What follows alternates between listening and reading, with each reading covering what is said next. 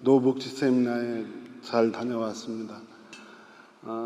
독일의 가장 북쪽에 다녀왔습니다. 여러분 기도해 주신 덕분에 차 갖고 갔다 왔는데 아무런 이상 없이 잘 갔다 왔습니다. 하나님 말씀 나누도록 하겠습니다. 예루살렘에 하나님의 성전이 있었습니다. 하나님 성전에는 유대인의 남자들만 들어갈 수 있는 뜰이 있었습니다. 유대인의 남자들만 들어갈 수 있는 뜰. 근데 유대인의 남자들만 들어갈 수 있는 뜰을 가기 위해 계단을 올라야만 했답니다. 그 계단의 수가 15개래요. 유대인의 남자들은 예루살렘 성전에 올라오면 유대인의 남자의 뜰을 가기 위해 그 계단을 하나씩 오릅니다. 그런데 계단 하나를 오를 때마다 노래를 한 곡씩 부른대요. 한 계단 오르고 노래 한 곡 부르고, 한 계단 오르고 노래 한 곡 부르고. 그럼 15개 계단이면 15곡의 노래를 부릅니다. 근데 이 계단을 오르면서 부르는 노래를 보통 성전에 올라가는 노래, 성전에 올라가는 노래, 또는 상승의 노래, 또는 계단의 노래라고 부릅니다. 이 15곡의 노래가 어디 있냐면 시편 120편에서 시편 134편까지 딱 15개입니다. 그래서 여러분 시편 지금 가지고 계신 성경에 보면 성경 시편 120편부터 134편까지 제목 밑에 부제로 성전에 올라가는 노래라고 되어 있습니다. 유대인의 남자들은 성전의 유대인의 뜰에 올라가기 위해 꼭 이 계단을 통과해야 했고, 계단을 한 계단을 오를 때마다 노래를 부르고 한 계단을 오르고 노래를 부르고 있습니다. 유대인들은 1년에 적어도 3번은 예루살렘 성전에, 하나님 성전에 가서 제사를 드렸습니다. 그것은 유월절과 오순절과 초막절이었습니다. 적어도 3번은. 그리고 유대인의 남자들이 1년에 멀리에 살던 가까이 살던 아니면 그 몸이 약하던 강하던, 그리고 그가 가난하던 부자이던 그들에겐 당연한 의무가 있었는데 1년에 적어도 3번은 예루살렘 성전에 올라가서 제사를 드리는 거였습니다. 그래서 이건 아주 당연한 일이었습니다. 무수였어요. 그렇지만 무수였지만 건강이 없다면 아무리 의무이고 책임이라고 하더라도 건강이 없으면 가지 못하는 거죠. 건강하지 못하면. 그래서 예루살렘 성전에 갔다라고 하는 건 건강했다라고 하는 얘기입니다. 그리고 예루살렘 성전에 1년에 적어도 3번 정도는 성전에 유대인 남자들이 갈 때 그냥 가는 것이 아니라 일전에도 한번 말씀드렸지만 제물을 준비해야 했습니다. 그 제물을 꽤 오랫동안, 거의 1년 동안 흠없게 길러서 흠없게 가져가기를 원했습니다. 제물만 준비하는 것이 아니라 먼 곳에서 예루살렘 성전에 가기 위해서는 여행을 준비했어야 되고, 여행을 준비하기 위해 여러분 지금도 버스 타고 기차 타고 자동차 타고 여행 가지만 며칠 여행 가려면 준비하는 시간이 많으시죠. 집도 단돌이 해야 되고 논밭도 단돌이 해야 되고 할 일이 굉장히 많습니다. 그 일들을 다 준비해 놔야 예루살렘 성전을 향해 갈 수 있었습니다. 그리고 모든 게 다 준비됐다고 하더라도, 그리고 건강이 있다고 하더라도 지금처럼 이렇게 여행하는 게 쉬운 것이 아니라 당신은 집을 떠난다라고 하는 것은 자신이 온전히 막아낼 수 없는 위협에 노출되는 겁니다. 집을 떠난다라고 합니다. 그래서 아주 모든 게 잘 준비되고 건강이 있다 하더라도 집을 떠나서 예루살렘 성전으로 간다라고 하는 것은 큰 마음을 먹는 일이에요. 한번 생각해 보십시오.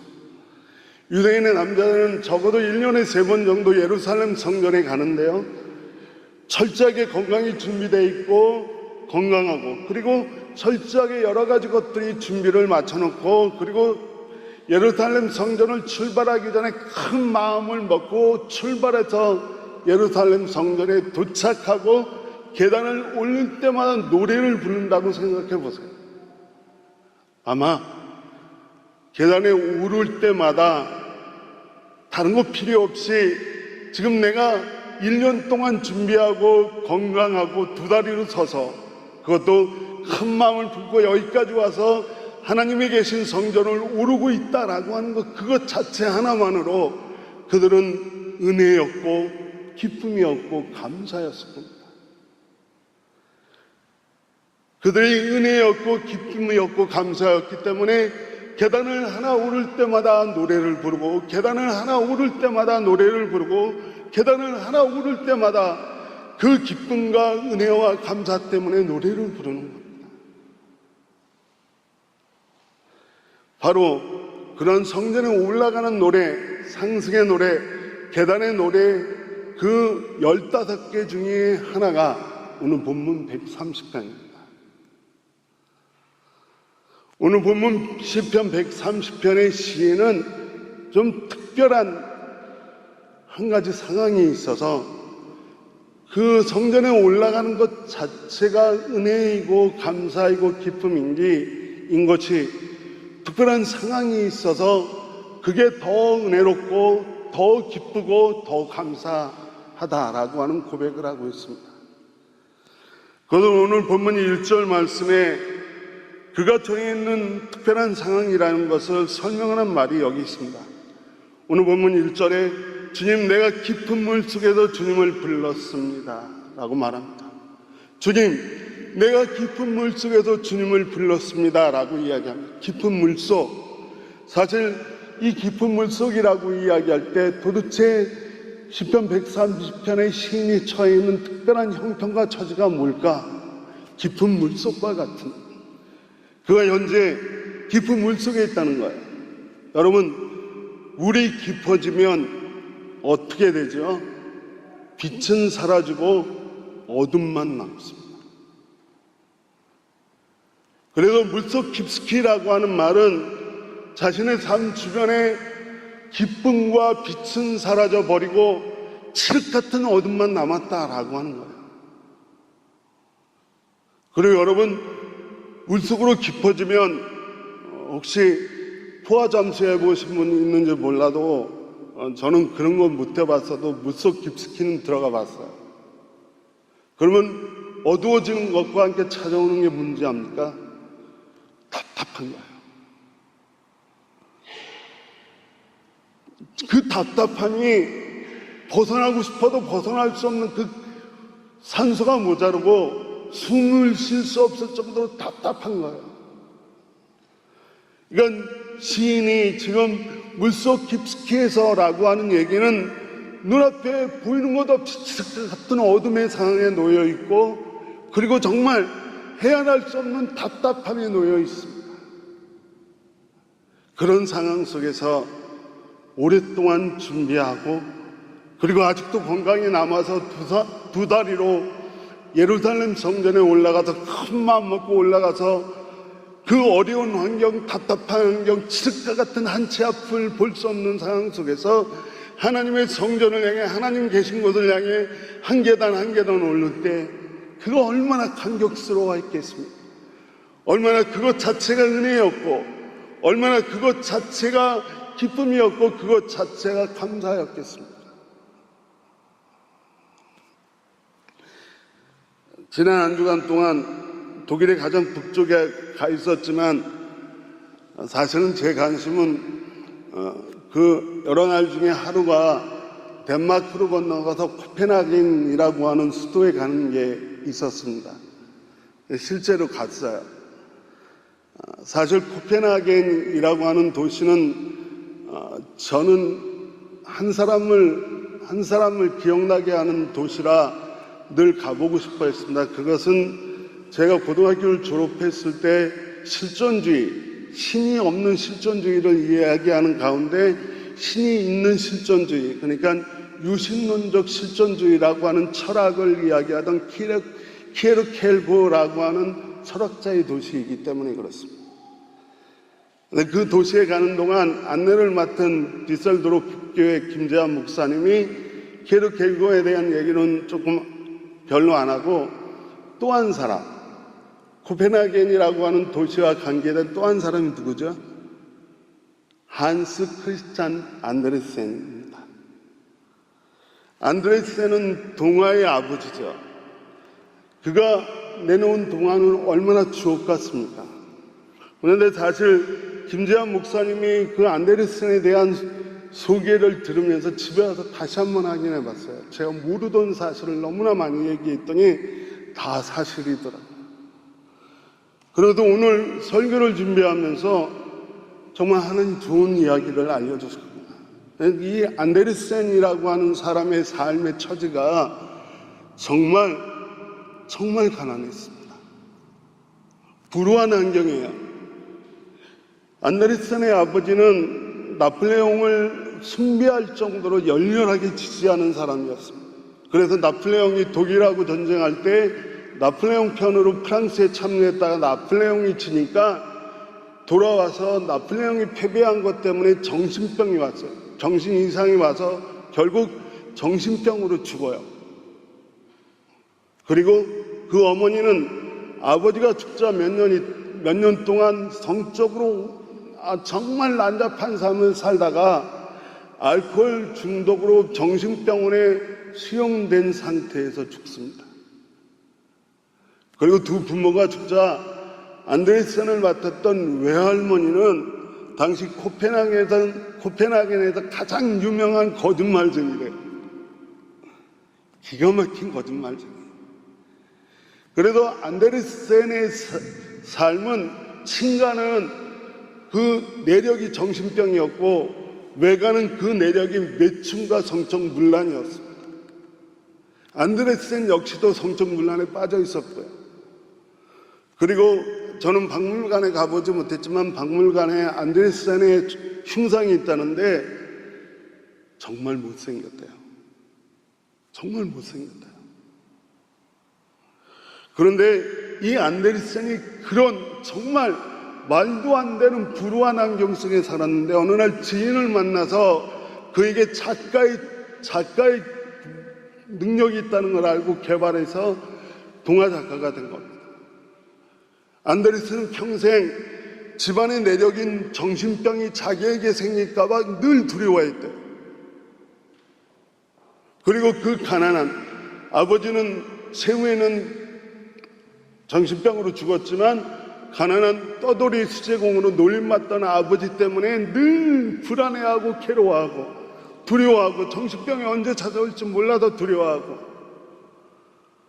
이 어려운 환경 속에서 안데르센은 바로 지인을 만나서 자신의 능력을 발휘하기 시작하는데 우리가 다 아는 정말 주옥과 같은 정말 그의 삶의 환경이 너무나 불우했기 때문에 그가 지어낸 동화들이 더 주옥과 같지 않습니다. 벌거숭이 임금님, 미운 오리 새끼, 인어공주, 성냥팔이 소녀, 엄지공주, 빨간 구두. 우리가 하나도 모르는 거 없을 정도로 동화의 아버지라고 불리울 정도로 그의 창작은 오랫동안 사랑받았고 그의 동화는 주옥과 같았습니다. 전 세계 어린이들에게 가장 사랑받는 동화, 성냥팔이 소녀. 그리고 설교에 가장 많이 인용되는 동화, 벌거숭이 임금님. 이렇듯이 인생의 깊은 물속과 같은 절망의 상황은 그것을 극복한 사람들에게 더 큰 은혜가 되고 더 큰 기쁨이 되며 더 큰 감사가 됩니다. 여러분. 바로 오늘 시인은 그런 상황을 이야기하는 거예요. 자신이 얼마나 환난의 삶을 살고 있는데 그 환난의 삶 중에 모든 걸 준비해서 예루살렘 성전에 올라갈 때 그 기쁨, 그 감격, 그 은혜, 그 감사.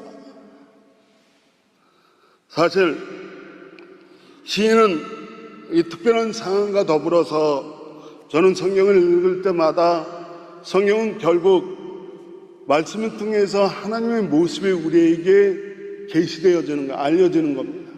그래도 본문에서 이 특별한 상황에 처해 있는 시인이 경험한 하나님의 모습을 발견할 수 있습니다. 특별한 이 시인은 바로 이렇게 성전에 올라가는 것 자체가 은혜이고 그것 자체가 기쁨이고 그것 자체가 감사가 될 수 있었던 것은 그가 경험한 하나님 때문에 그렇습니다. 그가 경험한 하나님을 간단하게 세 가지만 말씀을 드리려고 합니다. 첫째로 시인이 경험한 하나님은 2절 말씀을 보시면 주님 내 소리를 들어주십시오. 내 애원하는 소리에 귀 기울여 주십시오 라고 말합니다. 시인이 경험한 하나님은 자신의 목소리와 소리를 들어주시는 하나님입니다. 더군다나 하나님이 그의 목소리에 귀 기울인다라고 하는 이 말은 소위 말하는 심파티, 감정이입, 눈과 느끼고 있는 감정과 마음을 말하는 그 말을 들어주는 사람이 똑같이 그 감정과 마음을 느끼고 있을 때 쓰는 단어 아닙니까? 시인이 느끼고 있는 그 마음과 감정을 하나님이 귀 기울이신다라고 하는 것은 시인이 느끼고 있는 감정과 마음을 하나님도 똑같이 느끼고 있다라고 하는 겁니다. 당신이 슬퍼하시면 하나님도 슬퍼하십니다. 당신이 어두운 마음을 갖고 계시면 당신의 하나님도 어두운 마음을 갖고 계십니다. 당신이 기쁨을 표현하면 당신의 하나님 역시도 기쁜 모습으로 우리 가운데 있습니다. 당신이 사랑하는 마음을 마음에 품고 있다라고 하면 하나님도 사랑하는 마음으로 우리와 같이 있습니다. 신이 경험한 하나님은 우리가 느끼고 우리가 푼 그 감정과 마음을 감정이입한 심파티한 그대로 그 마음을 똑같이 품어주시는 하나님을 경험합니다. 그래서 예레미야 선지자는 우리가 잘 아는 예레미야서 33장 3절에서 내가 나를 부르면 내가 너에게 응답하겠다라고 말씀하십니다. 그리고 시편 50편에는 재난의 날에 나를 불러라 내가 너를 구해줄 것이다 라고 말씀하십니다. 그리고 이사야서 58장에서는 내가 주님을 부르면 주님께서 응답하실 것인데 뭐라고 응답하냐면 내가 부르짖을 때 주님께서 내가 여기 있다.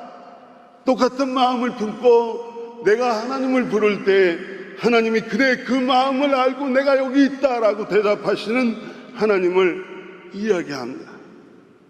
시인은 이 시인이 경험한 하나님은 우리의 마음과 우리의 감정을 그대로 느끼시는 하나님입니다. 여러분 모두 그런 하나님을 경험하시길 주님의 이름으로 축원합니다. 두 번째로 시인은 어떤 하나님을 경험을 하는 것을 고백하냐 하면 3절의 말씀을 보면 주님께서 죄를 지켜보고 계시면 이라고 되어 있습니다. 주님께서 죄를 지켜보고 계시며 하나님의 시인의 삶을 보고 계셨다라고 하는 겁니다. 하나님이 시인이 앉아있으면 앉아있는 모습을 보고 계시고 서 있으면 서 있는 모습을 보고 계시고 어두운 채 있으면 어두운 채 있는 모습을 보시고 그의 생각을 아시며 그의 마음을 아시며 그의 태부에 있는 모든 것을 하나님이 보고 계시다라고 하는 겁니다. 우리는 이걸 엘로이의 하나님이라고 부릅니다. 엘로이. 이 엘로이의 하나님이라고 하는 말이 언제 나왔냐면 창세기에 보면 참 불우한 여인이 하나 나옵니다. 아브라함이 애굽에 갔을 때 조그만 여자아이 하나를 노예로 얻습니다. 10대 소녀를. 그래서 자신의 아내 사라의 몸종으로 붙여줍니다. 아브라함이 애굽에 가서 얻은 몸종이니까 이 정말 나이 어린 여자아이는 외국인의 집에서 외국인을 섬기는 그런 노예가 된 거야. 이게 자기 민족을 섬기는 노예가 돼도 종이 돼도 참 불편하고 얼마나 감당하기 힘들었겠습니까? 어린 나이에. 하물며 외국인의 몸종이 돼서 조그만 어린아이가 살아가는 모습이 얼마나 불우하고 가난했겠습니까? 그렇지만 아브라함의 인격으로 또 잘 산 점도 있었을 겁니다. 그러나 이 여종이 어떻게 됐습니까? 여러분 아는 대로 나이가 차고 시집갈 나이가 됐는데 자기 사랑하는 남자에게 시집가는 것이 아니라 아무런 감정과 사랑이 없는 자기 주인의 남편인 아브라함에게 시바지로 넘겨집니다. 그리고 첫째 아들을 낳아줘요. 이스마엘이죠. 이 여인의 이름은 하갈입니다. 하갈은 아브라함의 첫째 아들인 장자인 이스마엘을 낳아줬음에도 불구하고 하갈의 입장에서 아브라함과 주인인 사라에게 배반을 당합니다. 그래서 아들과 함께 쫓겨납니다. 그것도 물도 주지 않고 광야로 쫓겨납니다. 광야로 쫓겨난 이 하갈은 하나님 앞에서 울지요. 도대체 내 인생이 뭔데 이 지옥과 같은 인생을 어떻게 하면 좋겠냐고. 그러니 하나님께서는 샘물 곁에서 그 하갈을 찾아가서 만나주십니다. 내가 너를 지키겠다. 너뿐만 아니라 너희 아들 이스마엘까지 내가 지킬 테니까 염려하지 마라 말씀하십니다. 그러자 하갈이 창세기 16장 13절에서 이렇게 얘기합니다.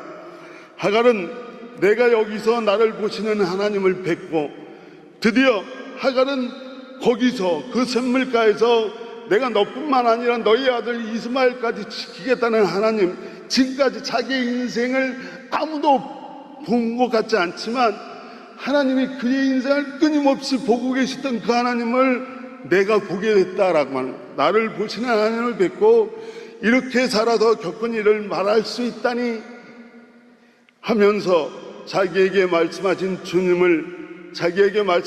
주님을 보시는 하나님이라고 이름 지어 불렀다. 엘로이의 하나님이라고 이름 불렀다라고 하는 겁니다. 우리를 보시는 하나님. 어제 우리의 모습과 오늘의 우리의 모습과 앞으로의 우리의 모습까지도 다 언제든지 보고 계시는 하나님. 시인이 어떠한 위치, 어떠한 상황, 어떠한 어둠에 처해 있더라도 늘 보고 계시는 하나님이 경험되어지는 겁니다. 그래서 그는 성전에 올라올 때 그가 더 이상 그 자체, 성전에 올라가서 못생긴 목사님을 보든지 아니면 어눌한 말투를 듣든지 그런 거 상관없이 자신이 하나님을 만나러 성전에 올라가는 그것 자체가 기쁨이 되고 감사가 되고 은혜가 되는 겁니다. 마지막으로 길어지기 때문에 간단히 하겠습니다. 마지막으로 이 시편 저자가 경험하는 하나님은 4절의 말씀에 용서는 주님만이 하실 수 있는 것이므로 우리가 주님을 경외합니다 라고 되어 있습니다. 맞습니다. 시인이 만난 하나님은 우리의 감정까지도 다 똑같이 느끼시는 하나님에다가 시인이 만난 하나님은 엘로히의 하나님일 뿐만 아니라 사유하시는 하나님입니다. 사유하다, 이 단어를 아십니까? 이 단어의 뜻은 용서하길 좋아하시다입니다. 하나님은 용서하길 좋아하시는 분입니다. 뿐만 아니라 오늘 본문 보면 하나님은 용서하길 좋아하시는 분일 뿐만 아니라 용서는 하나님만이 할 수 있다라고 이야기합니다. 용서는 하나님만이 할 수 있다. 일전에 어느 자리에선가 이 말씀을 드린 적이 있는 것 같기도 하고 없는 것 같기도 하고, 식탁에 화분 하나가 놓여 있습니다. 근데 그 화분이 알태예요. 골동품이에요. 굉장히 비싼 거예요. 아버지가 늘 그 화분을 정말 닦고 귀하게 여깁니다. 자랑스럽게 여깁니다. 아이들에게 그것을 식당에 올려놓으면서 아이들에게 늘 주의를 줍니다. 조심해, 이거 떨어지면 비싼 거야 라고. 그래서 아이들은 늘 저걸 잘못해서 떨어뜨리면, 깨뜨리면 나는 그날은 죽는 날이다 라고 생각을 하고 지켜보고 있다가 아이들이 어디 그걸 다 기억합니까? 식탁 앞에도 놀다가 그만 화분이 떨어졌어요. 화분이 깨졌어요. 근데 다행스러운 건 깨진 게 그렇게 심각하지 않아서 접착제로 붙이니까 정말 깜짝같지는 않아도 그럴듯하게 알아볼 듯 못 알아볼 듯 잘 붙여졌어요. 그래 안심을 했어요. 식탁에 올려놓으면서 그래도 안심이 안 되니까 아버지가 앉는 자리 쪽을 피해서 안 보이게 딱 놓고, 야, 이제 됐다. 이제 됐습니까? 여러분 그런 경험 없으세요? 저는 지겐에서는 어머니라고 얘기했더니 우리 처가 기억이 잘못됐대요. 결혼하고 나서 자기가 모은 동전을 제가 훔쳤대요. 저희 집엔 돼지저금통에 늘 500원짜리 동전이 가득 차 있었습니다. 근데 그거 한두 개 빼먹는 맛 아시죠? 돈 없을 때 그 가득 찬 그 돼지저금통에서 한두 개 빼면 누구도 모를 것 같아요. 근데 여러분, 죄라고 하는 게요, 거기서 끝나지 않아요. 한두 개 빼먹다가 나중엔 진짜 간이 커집니다. 이번에는 500원, 1000원이 아니라 10,000원, 20,000원을 빼기 위해서 20개, 30개를 뺍니다. 처음엔 별로 보여지지 않는 것 같은데 어느덧 푹푹 줄어서 누구든지 알 수 있을 만큼 줄어들어요. 그럼 어떤 현상이 일어나는지 아세요? 우리 처가 저금통 가까이 가면 예민해져요. 들키겠다. 누구든지 저금통 얘기만 하면 가슴이 똥 떨어져요. 식탁에 화병이 놓여 있는데요, 이 아이가 아버지가 식탁 쪽으로 가는 순간마다 스트레스를 받는 거예요. 예민해지고 화내고. 여러분, 이게 우리 죄의 습성을 가지고 사는 우리의 모습입니다. 우리가 다 덮었다라고 생각하지만 결코 덮어지지 않았기 때문에 늘 죄에 대해서 이야기할 때마다 두려워지고 예민해지고 부끄러워지고 화내고. 왜 사람들이 점점 불안해 하시는지 압니까? 바로 그것 때문에 그래요. 나의 모습을 감추고 덮었다라고 생각하지만 감추고 덮어지지 않아서 여전히 언젠간 들킬 거기 때문에. 사도 바울은 그래도 로마서 2장 3절에서 이렇게까지 이야기합니다. 그대는 하나님의 심판을 피할 수 있을 줄 압니까? 그대들이 하나님의 심판을 피할 수 있을 걸로 생각합니까? 죄는 덮거나 감출 수 있는 게 아닙니다. 죄는요, 용서받는 거예요. 죄는 덮는 게 아닙니다. 죄는 감추는 게 아니에요. 죄는 용서받는 겁니다. 그렇다면 오늘 본문에 비치면 용서하시는 분은 주 하나님뿐입니다. 죄에서 자유로울 수 있는 방법은 죄를 덮어버리고 합리화시키는 게 아니에요. 죄를 용서받는 거예요, 하나님께. 바로 시인은 그런 특별한 경험을 합니다. 이제 말씀을 정리해야 되겠습니다. 시인은 물속에 들어가는 것처럼 지옥에 빠져 있는 것 같은 환난과 그리고 어려움과 근심 속에 살고 있습니다. 그렇지만 그가 성전을 올 때마다 하나님 성전을 향해 나오는 자신의 죄를 용서해 주시고 늘 자신을 지켜봐 주시고 엘로이, 그리고 자신의 감정과 마음을 털어놓으면 그걸 다 그대로 받아주실 것 같은 하나님을 만나러 오는 예배의 장소이기에 예배의 장소를 향해 옮기는 발걸음 그것 자체가 기쁨이 되고 그것 자체가 은혜가 되고 그것 자체가 감사가 되는 것. 그 시인의 이 성전에 오르는 노래가 저와 여러분의 노래가 되시길 주님의 이름으로 간절히 축원을 드립니다. 우리 하나님은 우리가 똑같은 감정과 마음을 가지고 계십니다.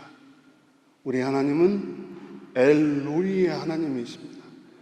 우리 하나님은 사유하시는 하나님입니다. 기도하겠습니다.